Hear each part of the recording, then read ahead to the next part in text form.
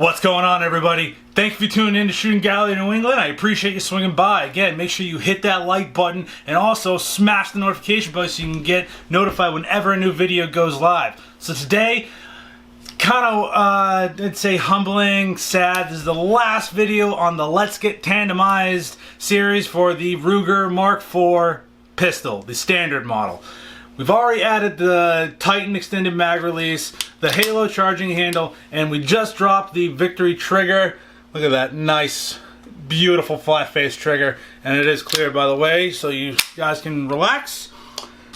We're going to be going over the Shadow Picitiny rail that we're going to be putting on top of the standard model of the Ruger Mark IV. So let's cut the yapping and let's make sure we get down to the tabletop and I'll show you how to install this. Okay, so let's get right into it. Again, thank you again to TandemKross for helping out with this installation and this build series. Just look at all this silver accents. This is amazing.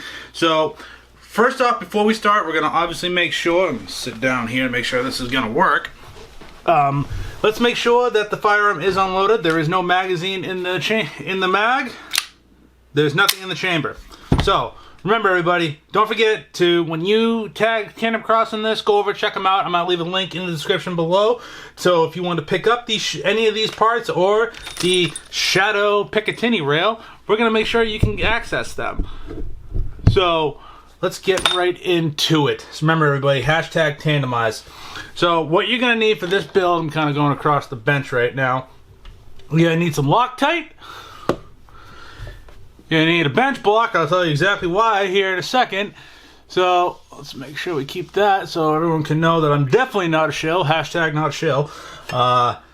Let's get right into it. Let's open the Shadow.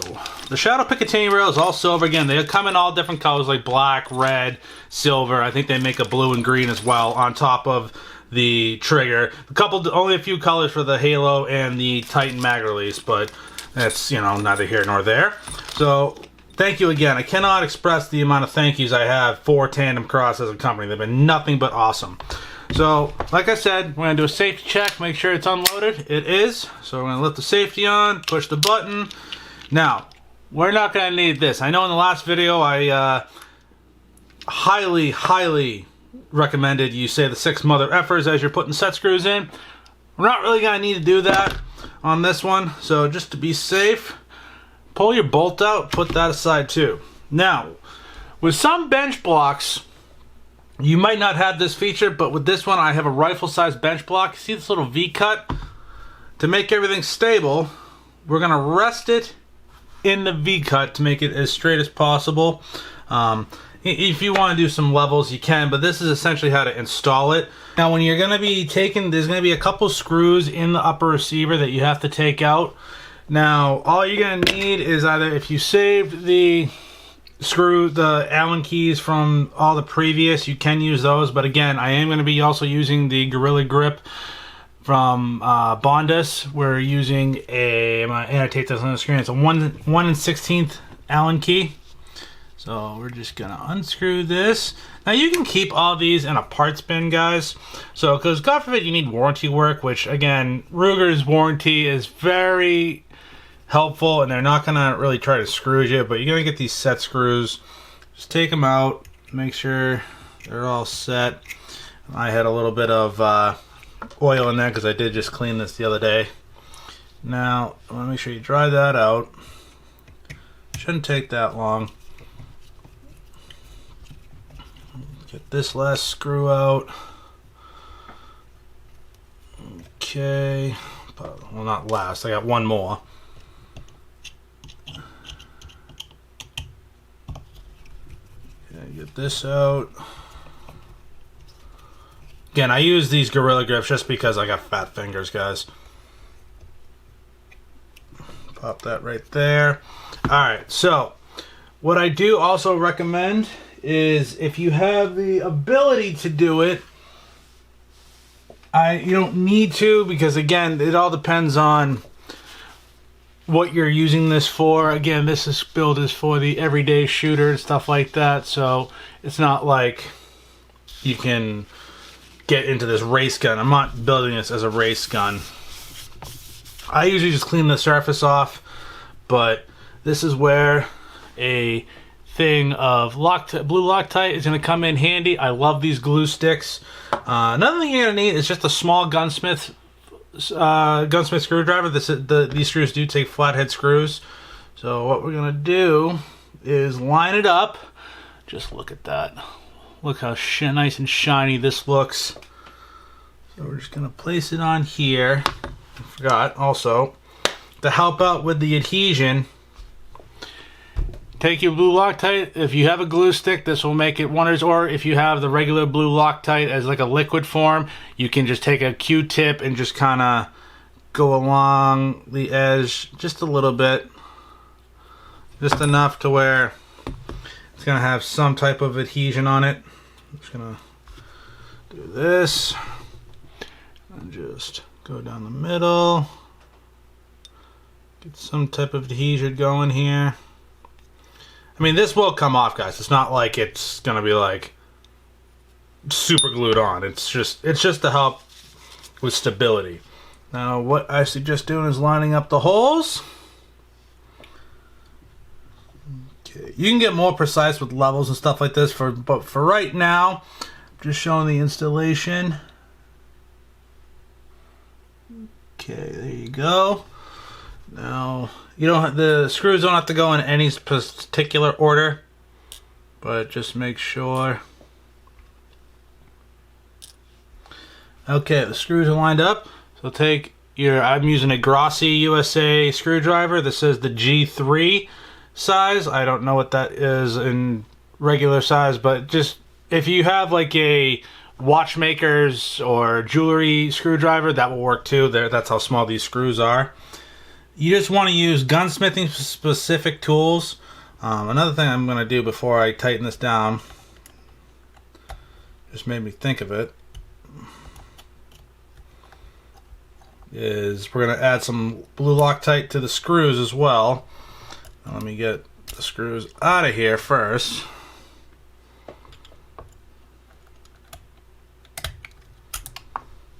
Okay, still it is lined up. Yep, still lined up. Cool. Now let's put the screw on here. Just a little bit of Loctite. There we go. A little dab will do ya. I'm gonna focus in. Yeah, just like that, guys. Now you are going to place the screw in the hole.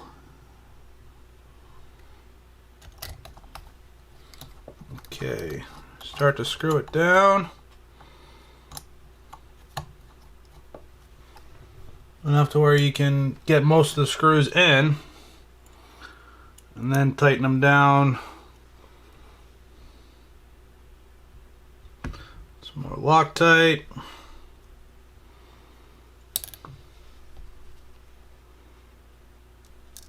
Nope, not wrong way. Can't stress this enough. Make sure the screw goes in the right way, guys. Again, big fingers, so it's going to be a little difficult for me to get small screws in here. So I'm going ever so lightly.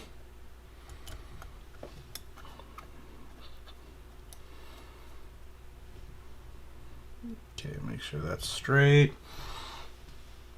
Okay, boom. So let's get the last screw in here, and then we'll show you a trick to torque it. Not torque them down with a torque wrench, but get them to where it's in there. They're not going to come off. Because plus, with 22 rimfire, you're not going to be doing a whole lot of recoil where stuff is going to be bouncing back, where you have to torque it down to like an obnoxious degree. But, you know, you want it hand tight, or a little bit more than hand tight.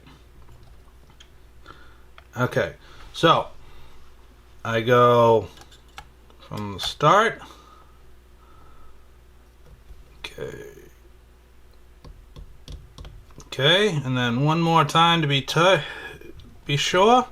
Cool, because you don't want to crank this down. It goes into the receiver and you strip out your upper receiver. But just hand tight, and then just a couple notches more, And that's all you really need for a rimfire. If this was like a 9mm or like even a higher caliber than 9mm, even like 40 Smith & Wesson, if you want to be a, you know, a troll, because only trolls do 40. But for rim, you know, you want to get a precise torque wrench. But for what this build is intended for, this isn't going to be due for competition. This is just to help me have fun at the range, and that's what I wanted this build series to be. I wanted it to be for the everyday shooter that's not going to be a super competitor, and it's not going to be a tactical carbine style pistol where you have a tactical 22 rifle and then you're going to need a tactical 22 pistol. This is for the guy that goes to the range very rare, not say rarely, it's more periodically, at least twice to 3 times a week, just to have fun. That's your hobby, and that's what we're going to do this for. So let's tighten this last screw down. I'm not trying to do the whole Billy Mays like, hey, look at this. This is what you want. Again, guys, make sure you hit that like button, subscribe, as long as you're, you know, liking this channel. We appreciate all your help. Okay, and then just one more. And that's essentially it, man. Make sure to do it one more. Now, the key is, if you can get a bench block that has that little V cut in it, that's all going to help stabilize the upper receiver. Eyeball it. And the good thing is, with the shadow, so if you don't put a red dot on it almost immediately, you have this. Let's get it up there so you guys can see. Hopefully this is going to come out on the camera. And it's going to show. Okay, so you can kind of tell right there that you have a little bit of a V-notch, so where you can see the sight. And that's going to be the key. If you don't have the red dot on here just right as you put it on, you still have enough room to where you can see the front sight. So let's get this back, put the glue stick away. I feel it is important for me to inform you guys. I don't think I should have to, but there is going to be a disclaimer on the screen. Don't sniff the glue stick. It is some type of, it is a chemical, so you want to be safe with this stuff, guys. So get that out of the way. Now, get the bench block out of the way. Take your bolt carrier. Get that there. And then rotate the upper receiver. Make sure the receiver's still on. Press the button. And there it is. Well, guys, this looks to me like it is, and this is, thank God I put that, I do suggest putting that Loctite on. You do get a little bit of a overlap where the bolt is, so it's going to help. So if you do put a red dot on here, this little overlap won't have casings going onto the red dot, so you get that added bonus. But this looks pretty good. Look at that. As all, it looks kind of weird because it's just a Picitiny rail up front, but you know, with everything all said and done, this came out to be a spectacular build. I can't thank TandemKross enough, guys. Look, I can't. Once we get the go ahead to go to the range, we're gonna be able to see how all these parts work. I'm definitely excited to try the trigger out, try the Halo charging handle out, shooting it, see how everything's holding up. But let's get back up top again, guys. Make sure you follow us on all the social media, whether it be Facebook, Instagram. I have a Reddit account. I don't really use it. Check us out on Gunstream or YouTube. Hit the subscribe button. Thank you again for joining. Let's get back up top and close this video out, guys. So, as you can tell, this came out better than what I expected. Look at that shadow Picitiny rail on this pistol. That is optics ready. It's all Loctite down. I do recommend don't go immediately to the range after you apply the Loctite and the Picitiny rail, because you gotta make sure that Loctite does, you know, have about, I'd recommend 24 hours, maybe 2 days, to make sure it fully adheres. So, you know, just to make sure everything's all said and done. But I think this came out great. I cannot wait to get this to the range, and I also cannot express the amount of appreciation to TandemKross as a company. Thank you so much for helping me out with this build, guys. I'm not shilling for anybody, so if you trolls want to say I'm a shill, I'm not a shill. They did not pay me for this, but I will. If you want to grab any of the parts listed on this gun, like the halo, the Titan extended charging handle, the victory trigger, and the shadow Picitiny rail, I am going to leave links, all separate links in the description below for you to pick them up. So thank you again, everybody. I've enjoyed this series. Please be safe out there on the range, and we're going to see you next time. Have a good one, guys.